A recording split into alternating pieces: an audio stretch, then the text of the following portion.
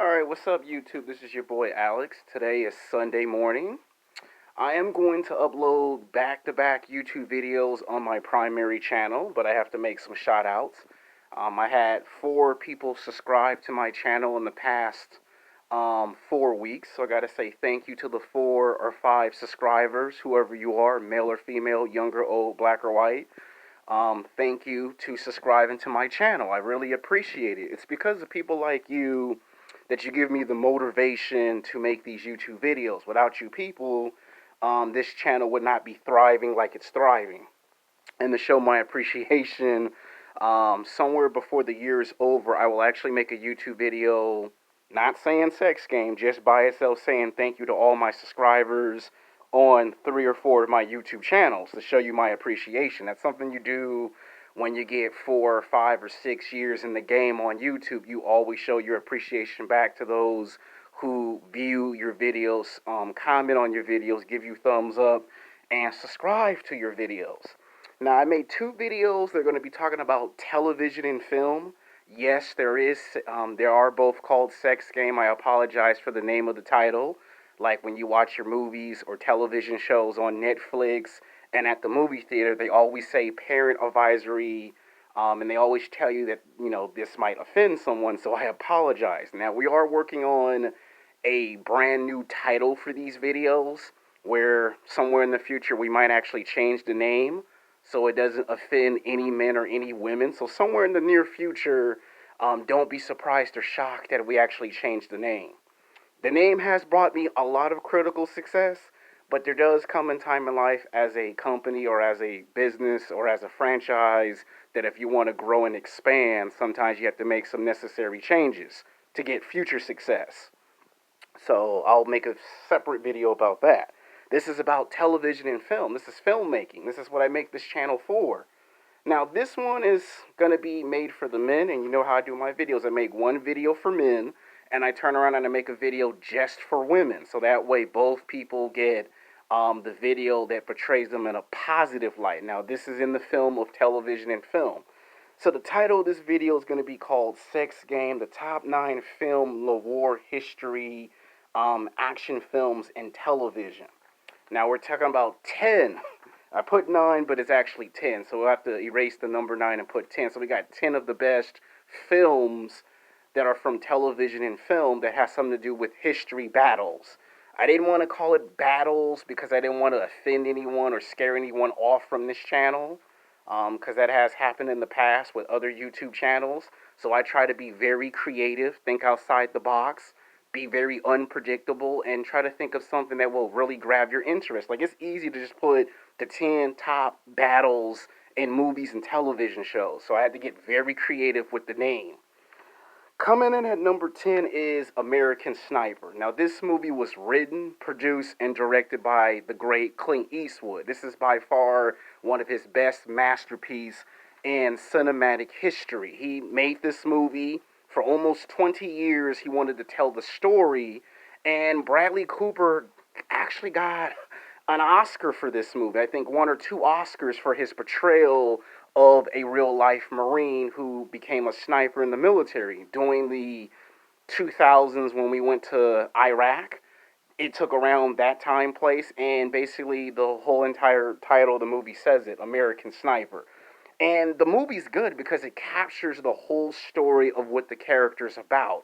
You get to feel his feelings, his emotions. When you watch the movie, you become the main character. You feel what he feels. You see what he sees. You experience what a real man goes through when his country calls on him to go to war, and he doesn't get to see his friends and family. You get to see him in all of his glory, good and bad. You get to see what a man goes through, and it makes you have the highest respect for our military. That's what I learned when I watched this movie. I watched this movie a total of 4 times. It's not the action, it's not good versus bad, it's the story of just a man. If you take away the action and you look at what a man goes through in everyday life, you're seeing 2 conflicts. You're seeing good versus bad. Is what he doing is right or wrong? And then you're seeing a conflict with man himself. And this movie shows 2 different conflicts. And the way Clint Eastwood was able to direct this story and bring that out and Bradley Cooper was able to transform himself into this character, it makes you have respect for men in the military. Now you know what men go through in the military. Now you know what it feels like that when you go fight for your country, the responsibilities that you have when you come back. You know, what does it do? Like, what type of damage does it does to you? And when I see some war veterans, I have respect for the war veterans because now I understand what they go through 7 days a week, 24 hours a day, 365 days a year. Now I know what they go through. I experience through that movie. Now, some movies and television shows can't exactly show you that, but Clint Eastwood is so clever with his directing skills that he was able to get Bradley Cooper to show us a insight of what the man went through because it's based on true stories, based on true events. And this is one of those powerful films that'll make you cry at the end of the movie to see what he had to go through and coming back to his friends and family and to be hailed as an American hero. And I'm not talking about superheroes from the comic book, I'm talking about a real American hero. This movie kind of clearly portrays that.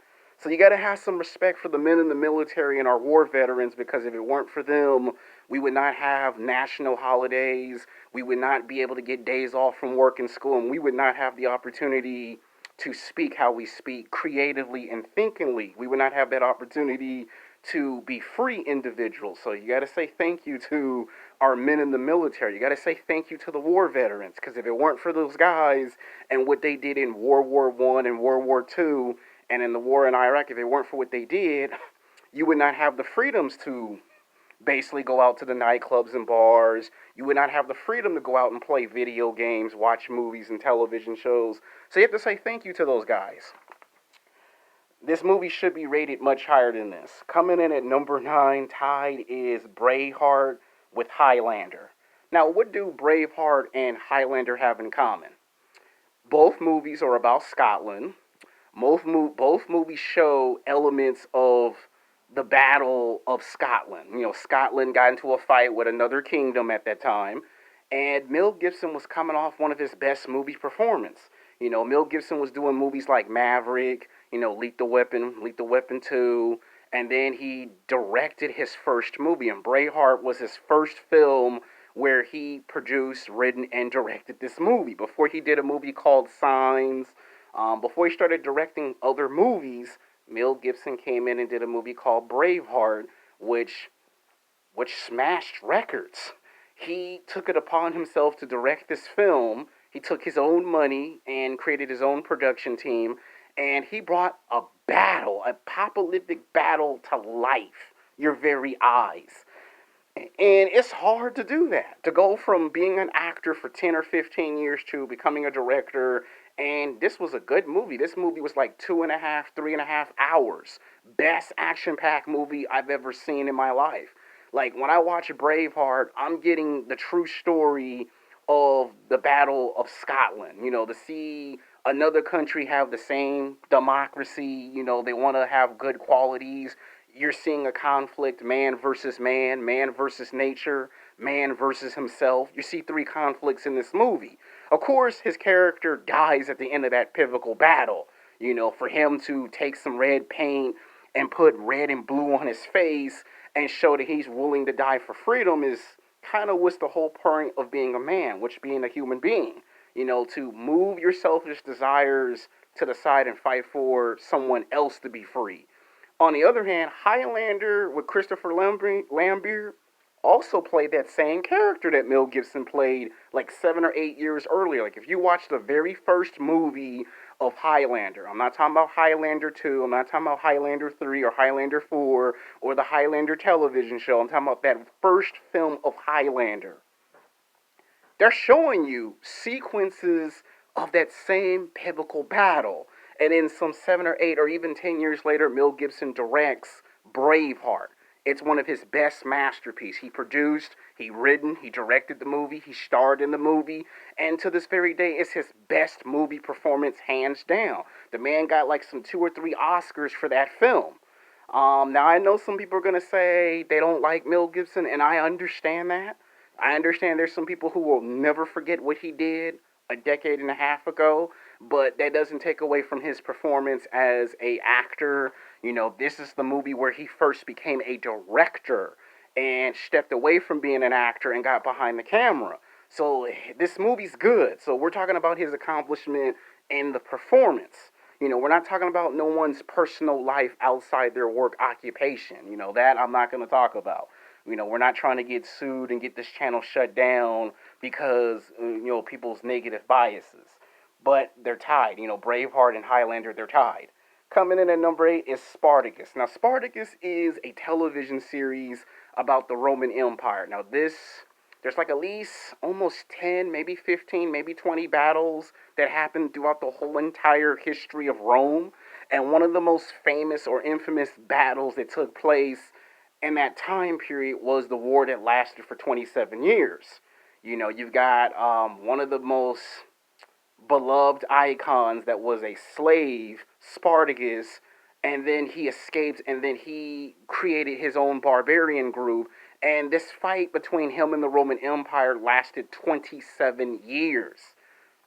That's a long time. This fight, this pivotal battle, it outlasts World War One, World War Two, and when you watch 4 seasons of this television show, one of the most powerful and most difficult challenges the network had when they done this show called Spartacus is how you get 4 seasons to turn into a 27-year battle. Like, because the fight lasts for 27 years. And they had to figure out how do you turn 4 seasons and how you turn 27 years into 4 seasons. Now, did they show everything in the 4 seasons? No. Should this television show got 7 seasons? It should have. But you could see that they were showing you the Roman games, the gladiators, and to take a character who wanted to be free and then have him fight for his freedom. And when you watch the first season of Spartacus, you're getting a chance to see how it was back then. You're seeing that man fight his way out of slavery and then to rebel against Rome, to challenge Rome. And for the first decade, he was actually kicking ass and taking names. He was undefeated. And it wasn't until like the leading up to 27 years that he actually lost that battle. And his local historians say that him and the other barbarian, had they just stuck together, they would have actually beaten Rome in 27 years. But they separated. One group had 10,000. I think the other group had 10. I think it was like a total of 30 or 50,000 in total. And Roman Empire army had like 3 armies, so they had like close to 1 million soldiers versus someone who had 30 or 40,000. I know my numbers are not 100% accurate. I know someone's going to go in the comment section and correct me, and I understand if I'm being corrected. It's been a long time since I've studied that part of the history, but this television show captures the battles. You get to see the struggle between good versus bad. Man have a conflict with himself. Man doesn't know what his purpose is, and the show kind of shows you what your purpose is, which is to learn your full potential by any means necessary. So Spartacus isn't just about being alpha and how many people you can fight and kick ass and take names. It's about what happens when man finally begins to realize his purpose, his full potential. What is he really here for?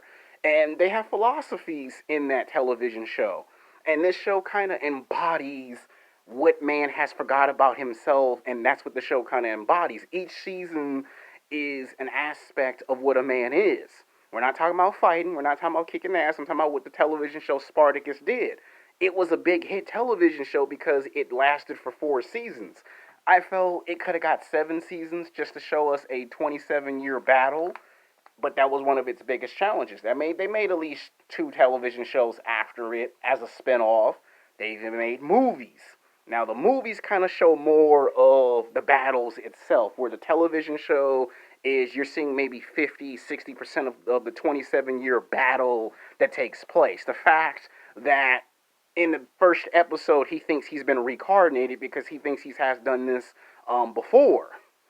So I don't want to give away the story, but if you look beyond the sex, if you look beyond the violence, and you just look at what Spartacus really is, it's what is man's purpose? What is man's full potential? Just look beyond all of that. That's how you can tell it's a good show. Coming in at number seven is Rome. Rome was a short lived television show on HBO like 16 years ago. I watched it when I was still in high school going into college, and it only lasted 3 seasons. I mean, it was green light for a fourth season, but producers didn't think this show was going to work on cable, and they didn't think audiences wanted to see a boring story. We do know that at this time, Julius Caesar was the emperor and the king of Rome, and he messed around with Cleopatra, and they had made at least 10 movies about that story. And this show kind of showed the corruption of Rome, how we went from democracy to pure 100% corruption. One group wants all the money and power, the other group just wants democracy, and you see Rome clash against itself. When no one could beat Rome, they beat their own self. So you see kind of like the fall of Rome in this television show, where in other shows and movies leading up to the show called Rome, you see the rise of Rome, where this show kind of signified its fall, its demise in a way. But it would have been nice if they could have, stretched it out to 5 seasons and see how the audience would jail to the show. The show had a lot of potential and a lot of promise, but it got canceled after 3 seasons. They eventually would try to make a revised television movie, but it fell apart because by that point you now had Spartacus, and people were more into Spartacus than them trying to revive the television show of Rome by that point. So that's kind of why. Coming in at number six is Pearl Harbor. We all have seen different interpretations of Pearl Harbor. There's like at least 25, maybe 50, maybe close to 100 movies and over 100 documentaries of World War II. We call that Pearl Harbor. In this movie, you had an all-star cast. You had Ben Affleck in it. You had Josh Hartman in it. You had Jennifer Gardner in this movie. You had a whole bunch of big names. Alec Baldwin was in this movie. You had a lot of big names in this movie. And at this time, the president was President Roosevelt. He had a brother, the Roosevelt brothers, and both became presidents. And at this difficult time in World War II history, you kind of got to see how the war started, but they kind of what hurt this movie was they made it into a love story. Rather to make it about what it should have been about, they took the chance to add in a love story in the middle of this pivotal battle that was a turning point in history. And it was the same thing they did with Star Wars Episode 2, The Attack of the Clones. Instead of showing you a pivotal battle like you wanted, they showed you a love story in the middle of it. Now, there's nothing wrong with love stories, but when you do a pivotal battle, and the name says Pearl Harbor, people come to the movie theater to want to see just that. And when you throw in a love story, it complicates things, because then people go, is that actually true? Did that actually happen? And when you get war veterans that say, yeah, there were people in love, but not like how the movie depicted, that's when you kind of go, oh man. So it's like this movie gets remade over and over and over, and it's hard to find the correct interpretation. Coming in at number five is Alexander, because my name is Alexander. Alexander the Great was a great Macedonian warrior, Greek army. Now, this was in the time period where he came into the age of Greek heroes. You had Hercules, you had Achilles from the movie Troy, you had Perseus from Clash of the Titans, you had King Leonidas in Monopoly from 300 Rise of an Empire. You had Jason, you had all these mythical Greek heroes. And Alexander the Great wanted to be on that list. And this movie, played by Val Kramer as King Philip, and then there's Colin Farrell, who played Alexander, and then Andrew Jolie, and then you had Anthony Hopkins in this movie, great all-star cast. And this movie was directed by a big-name director. Now, this movie had lots of potential. Now, it was good that they made it into a 2.5 to 3 hour film, so that was the good part. There is the director's cut, which is not that too different from the original film. And this movie showed different aspects of him being the conqueror. He did rule the world for 10 years, and he did pass away in his 30s. And they did try to show what he went through, and thinking that he was, what he thought he was. He thought he was a legend. He thought he actually was the son of Zeus. And the fact that he got poisoned by his own army because he was too obsessed on wanting to fight in the East goes to show you the consequences of your actions. That means there is a such thing of asking for too much, wanting too much, and not realizing the consequences of your actions. And this movie kind of shows that. Besides the battles, you get to see what he really went through.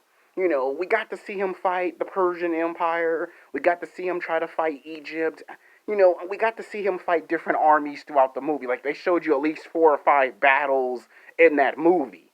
And we got to see different aspects of Alexander the Great. Everything that you thought was true or not true, this movie kind of tried to do it. Now, the documentaries of Alexander the Great are far better than the actual movie.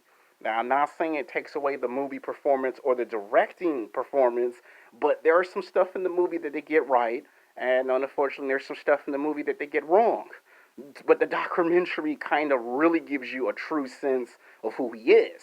The movie is showing you aspects of what a person's consequences will do to them if they're too obsessed of just one thing. This is why it's not good to always be obsessed with one thing, because not only it affects you, it affects those around you. And this movie kind of opened your eyes to the consequences of man's actions. So that's why this movie's on this list. Coming in at number 4 is The Last Samurai. This is a cultural icon film. It's been remade before, and this is the best interpretation because you've got Tom Cruise playing a real life character. He was getting some Academy Awards. He did get nominated, and then he won an Oscar for this best portrayal. And this movie is so good, it stands to the test of time. It's never had to be remade after that. Like, if you look at the realism in this movie, you're seeing West meets East in this movie. You're getting a chance to see why things were turning at the turn of the 20th century. And to have an American become a samurai and to change the way he did things from that point on is surreal.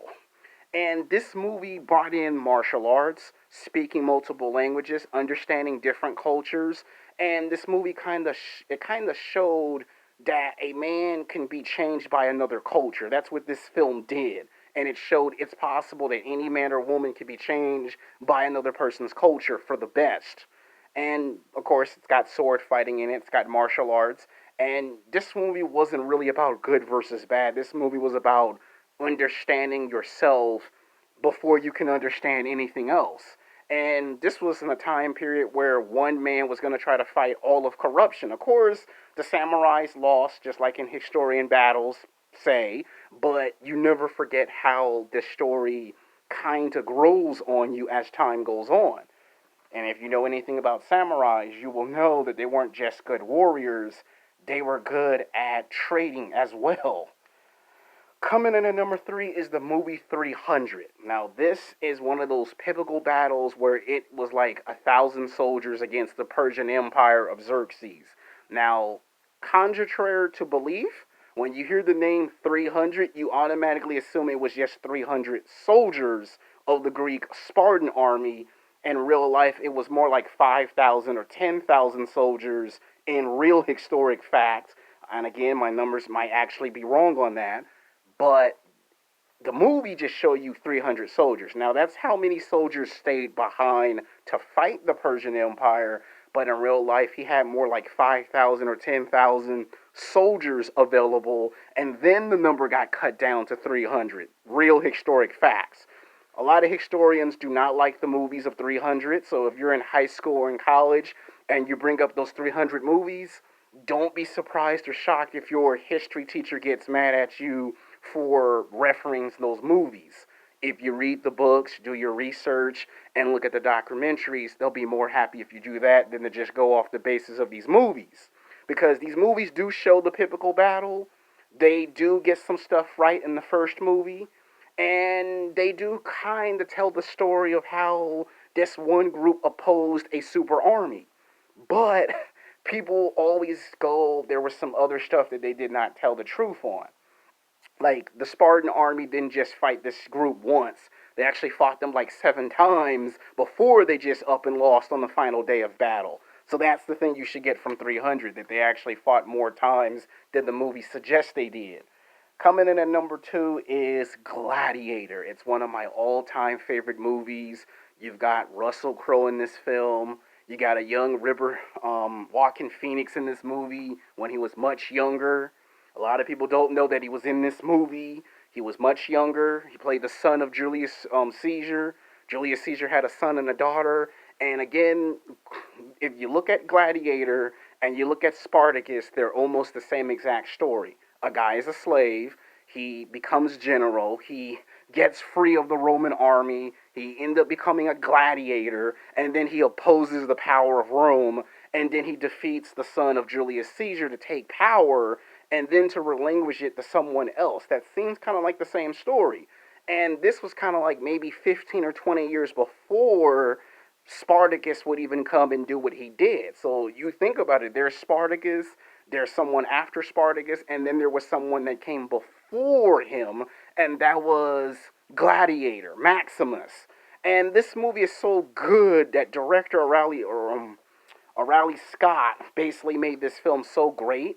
It was very well produced, very well written, very well directed. Great Oscar performance by Russell Crowe. It captured the whole essence of the story from beginning, middle, and end. And this is like the closest interpretation to perfection of an action-packed historian battle that you can get. You're seeing tigers, you're seeing lions, you're seeing a man not just fight animals, you're seeing three conflicts in this movie. You're seeing man versus nature, man versus the difference of right and wrong. You're seeing the consequences. You're seeing it all unfold in this film. And the fact that there's ideas for a sequel or a television show is incredible. And the fact that you could pick up the story with his son, because it did show what men would do when they were separated from their families. You know, back then, if you cheated on your wife, now I'm not saying that it's actually a good thing, but you kind of saw men get separated from their families and the things they would have to do to go back to their friends and family. And the fact that this kind of showed another side of Rome, that there were two different Roman empires, one in the west, one in the east, which would later be shown in HBO's Rome. Coming in for the number one movie and a historian battle. And that is, I think, either 1812, I think I might got the year wrong. I'll have to double check. And that is Glory.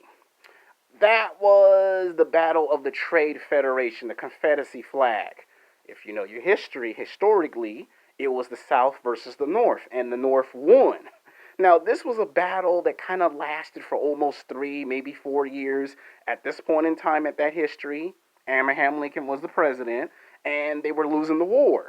And history and in Hollywood have this thing where they always try to twist the story and make this movie different. Like if you look at Abraham Lincoln Vampire Hunter, they play with that whole mythology. Where in the movie Glory, you're actually seeing the closest real life interpretation of that movie. You're seeing a young Denzel Washington in that movie. You're seeing Morgan Freeman in there, Matthew Broderick. Like you're actually seeing all stars in this movie. And this movie was about black men wanting to fight for democracy and want to be free. And this movie kind of showed that there is, in order for you to be free, there is a price you have to pay. And that's what this movie teaches you. You want a job, you're gonna have to work for it. Sometimes you might have to fight for it. You want to get into a relationship, you want to make more money, there's a price to pay. And this movie kind of teaches you what happens when you want something, you're gonna have to pay for it. That's what this movie symbolizes.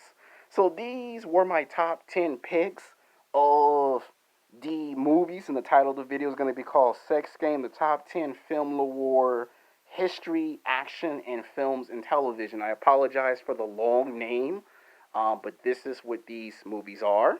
Some of you will like the picks, some of you will not like the picks, some of you will be undecided. I understand none of my videos are 100% perfect, but this video, if you guys like history battles, these are my picks. These is pretty much for the men. Men and women can watch these videos. The next one's going to be for women, and men can watch that video too. But I always make one video for men, one video for women. Until next time, peace.